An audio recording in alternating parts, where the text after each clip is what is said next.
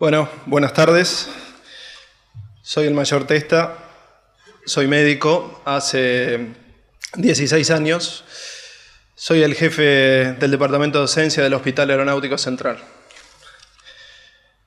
3 cosas deben gobernarse: el carácter, la lengua y la conducta. Este era el título de mi trabajo práctico. Está claro que si esto fuera una tarea sencilla y una cosa fácil de alcanzar, seguramente nuestra vida tendría una 10ª parte de los problemas que tiene. Tendríamos mucho menos disputas de pareja, disputas en el ámbito laboral. Seguramente, incluso supongo que hasta habría menos hechos delictivos, menos corrupción. Y entonces, como consecuencia de esto, seguramente también habría muchos menos abogados per cápita. Pero la realidad es que el dominio de estas 3 cualidades parece ser más bien un objetivo aspiracional. Cualquier persona, civil o militar, joven o viejo, hombre o mujer, cacique o indio, seguramente sabe admirar estas cualidades cuando las ve en otra persona y seguramente las quisiera tener para sí. Bueno, como se imaginan, este tema merece un abordaje profundo que no lo voy a lograr en 10 minutos, pero aunque lo ideal sería dedicar toda la jornada a esto y invitar al debate con distintos puntos de vista, seguramente esto favorecería que nos pusiéramos a filosofar. Yo no voy a hacer esto en público, simplemente les voy a comentar cuáles son las ideas que yo desarrollé sobre este tema, de qué manera estas ideas se fueron alineando o se cruzaron con las de aquel oficial del año 47. Voy a empezar definiendo los conceptos del título.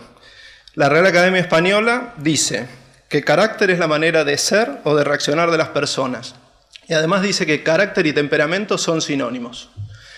En cuanto a la conducta, la Academia lo define como la manera en que las personas se comportan en su vida y en sus acciones. Entonces, entendiendo que la manera de ser, la manera de comportarse o de reaccionar son cosas bastante parecidas, para este análisis sintético, yo los voy a asumir como casi sinónimos y los voy a abordar en forma conjunta. Bueno, ¿qué es lo que hace que las personas tengan determinado carácter o conducta? Hoy tenemos evidencia de que determinados rasgos del comportamiento humano tienen un condicionamiento genético. La genética conductual es la parte de la ciencia que se dedica a ese estudio. Pero aunque ustedes saben que se ha avanzado mucho en el conocimiento del genoma humano, la verdad es que no se ha identificado un gen de la personalidad y todo hace pensar que eso tampoco existe. Entonces, capaz una pregunta mejor que me podría hacer sería: ¿tiene sentido procurar esfuerzo, dedicación en cultivar, en descubrir o en corregir características de la personalidad nuestra o de otros? Nuestro Martín Fierro dice que al que nace barrigón es inútil que lo fajen. La verdad que la metáfora es buena, creo que se aplica a un montón de situaciones de la vida, pero a mí yo no la voy a usar porque yo no estoy de acuerdo con esto. Creo que a todos la experiencia nos ha demostrado que la familia, nuestro ámbito social, nuestra educación y aún la autodeterminación de cada persona son fundamentales a la hora de definir nuestro comportamiento, nuestro carácter y nuestras conductas. Mi antecesor del año 47 sugería, leo textual: el carácter estriba en la fuerza del dominio irracional que tiene uno sobre sí mismo y se manifiesta en el modo como el individuo recibe las lecciones de la experiencia y en la manera en que reacciona sobre el mundo exterior.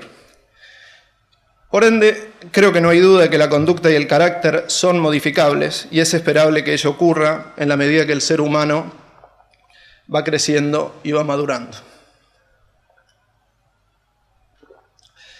El otro término que tenemos que definir del título es la lengua. Bueno, lengua es un órgano muscular que por supuesto va a ser importante que logremos gobernar, pero lengua también es gramática y vocabulario. Estos son los dos ladrillos con los que se construye el lenguaje, y el lenguaje es ni más ni menos que nuestro sistema de comunicación. Comunicar es un arte, supongo que todos lo escuchamos antes y todos estamos de acuerdo con eso.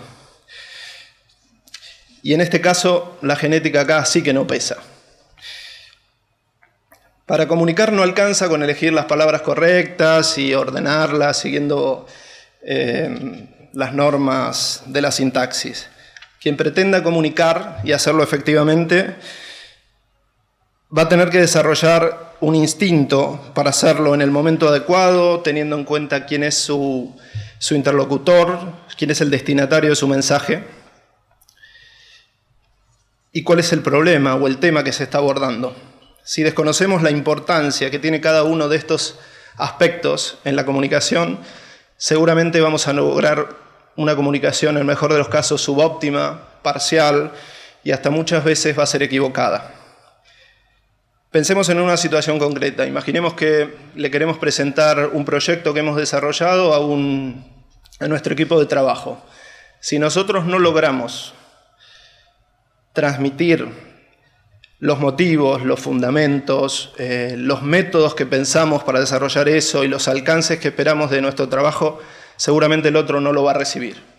Y más allá de que fracasemos o que el proyecto luego fracase, en realidad eso se va a deber a que no logramos que el otro reciba las buenas intenciones o las buenas ideas nuestras.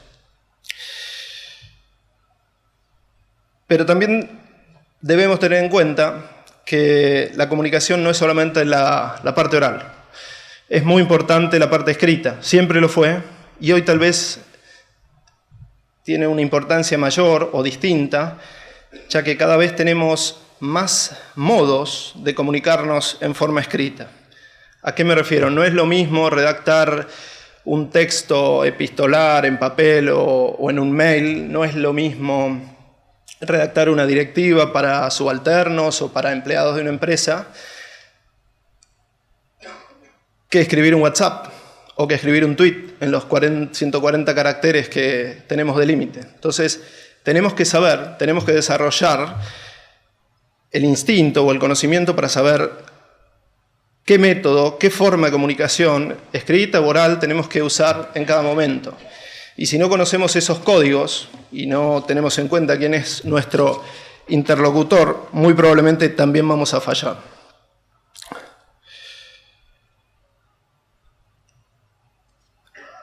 Los médicos sabemos que el lenguaje es una función mental superior. Para nosotros es tan importante como lo es la capacidad de prestar atención, la memoria, el razonamiento. Y esto es muy importante. Y acá vienen enlazadas las tres cualidades del título. El lenguaje va a ser ni más ni menos que la expresión de cómo nosotros estructuramos nuestro pensamiento. Es probable que existan genios científicos que han dedicado mucho tiempo al razonamiento y no han cultivado mucho el lenguaje. Eso pasa. Lo que seguramente nunca vamos a encontrar es alguien que no sepa razonar, que no sepa estructurar bien su pensamiento y que sea un buen comunicador. Entonces, todos quienes pretendamos ejercer conducción con liderazgo, deberemos darle a la lengua la importancia que ésta se merece. Por último, y con la intención de darle a mi análisis un enfoque un poquito más contemporáneo, me permito incorporar un concepto más actual, el de autorregulación. Y acá no voy a usar el diccionario de la RAE, acá simplemente voy a citar a Daniel Goleman, que hace algo de 20 años trajo el concepto de autorregulación de la mano de la concepción de inteligencia emocional. Él decía que los impulsos biológicos dirigen nuestras emociones y aunque no nos podemos librar de ellas, sí podemos hacer bastante por controlarlos. La autorregulación es el componente de la inteligencia emocional que nos permite no ser prisioneros de nuestros sentimientos. Bueno, si bien, de nuevo, alcanzar la autorregulación también parece un objetivo aspiracional, este psicólogo nos propone una tarea muy difícil, pero yo entiendo que un poco la idea que nos quiere transmitir es que la autorregulación puede ser una herramienta útil en el camino hacia el gobierno del carácter, la lengua y la conducta. Entonces, como ya lo sugerí, creo que el conductor, el líder, deberá aspirar a gobernar las tres cualidades en conjunto. Y si me permiten y aceptan la autorregulación, entonces las cuatro. Muchas gracias.